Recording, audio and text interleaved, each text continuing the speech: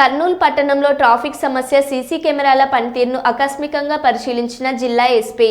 జిల్లా కేంద్రమైన కర్నూలు పట్టణంలో వాహనాల రాకపోకలు, జనసంచారం అధికమవడంతో ట్రాఫిక్ సమస్య తలెత్తిందని, ట్రాఫిక్ సమస్యను పరిష్కరించేందుకు సీసీ కెమెరాల పనితీరును శనివారం పలు ముఖ్యమైన కూడళ్లను కర్నూలు జిల్లా SP Shri G Bindumadhav IPS గారు ఆకస్మికంగా పరిశీలించారు.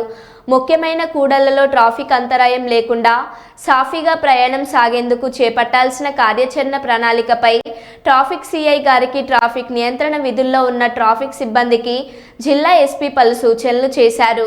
కర్నూలులోని నగరంలోని పలు ముఖ్యమైన రద్దీ ప్రాంతాలైన C camp, Nandyal checkpost, Gayatri estate, Y junction, NTR circle, traffic signals, traffic రద్దీ సమస్య గురించి ఆరా తీశారు. ఈ కార్యక్రమంలో జిల్లా ఎస్పీతో పాటు సిఐలు Prasad, Abdul Ghouse, traffic CI Muniruddin, traffic R SI Hussain ఉన్నారు.